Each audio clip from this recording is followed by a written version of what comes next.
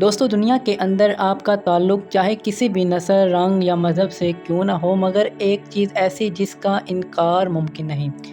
یہ انسان جتنا بھی ٹیکنالوجی میں ترقی یافتہ کیوں نہ ہو جائے، وہ نہ تو اس کے بارے میں جان سکا اور نہ ہی اس کو سمجھ سکا۔ اور دنیا کے ہر شخص کا ایمان ہے، وہ ہے موت، جس کا انکار کسی بھی صورت ممکن نہیں۔ دوستو، انسان کی تقدیر اس سے پیدا ہونے سے پہلے بن چکی ہے۔ اس نے مر کر ایک روز اپنے رب کے حضور پیش ہونا ہے۔ اللہ تعالیٰ نے قرآن پاک میں فرمایا کہ ہر جاندار نے موت کا ذائقہ چکھنا ہے۔ دوستو، کیا آپ نے کبھی غور کیا یہاں لفظ ذائقہ کا استعمال کیوں کیا گیا؟ اس کے اندر کیا حکمت ہے؟ چلو اسے سمجھتے ہیں۔ سائنس کے مطابق ہر شخص کے چکھنے کسی ایک دوسرے سے مختلف ہوتی ہے۔ اگر کسی شخص کو کسی چیز کا ذائقہ پسند نہیں، وہ اسے برا ہی لگے گا۔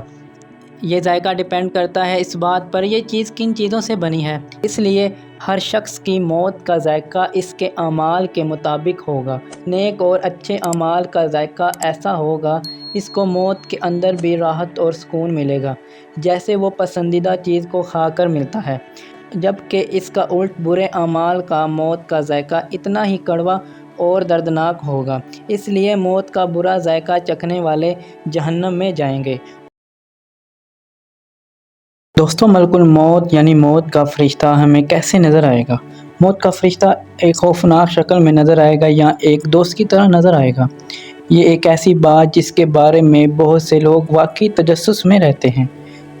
آج ہم ملک الموت کے بارے میں جانیں گے، ایک ایسا نام جس سے لوگ خوفزدہ ہو جاتے ہیں کیونکہ اس کا تذکرہ موت کا تذکرہ سمجھا جاتا ہے۔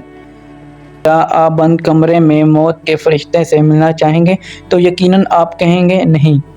اس کا مطلب ہے کہ لوگ ان سے ڈرتے ہیں کیونکہ یہ روح نکالتے ہیں۔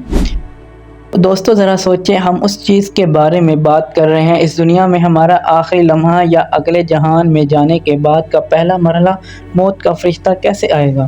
آپ کے سامنے کس طرح ظاہر ہوگا؟ کیا موت کی تکلیف ہوگی؟ بہت سے لوگوں کو ان سوالات کے بارے میں تجسس ہوتا رہتا ہے۔ وہ نیک لوگوں کی روح نہایت آرام سے قبض کرے گا اور بدکاروں کی روح ایسے قبض کرے گا ایک باریک کپڑے کو کانٹے دار جھاڑی سے کھینچا جائے۔ موت کا فرشتہ ہر ایک کی جان ایک ہی طریقے سے نہیں نکالتا، ویسے ہمیں غلط نتیجہ اخذ نہیں کرنا چاہیے۔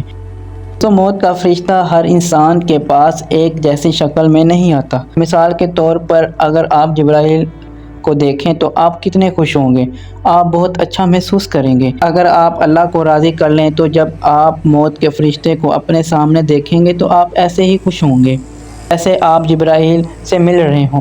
آپ خوفزدہ نہیں ہوں گے۔ در حقیقت اس وقت آپ وہ کچھ دیکھیں گے جس کے مطابق آپ نے اپنی ساری زندگی گزار دی۔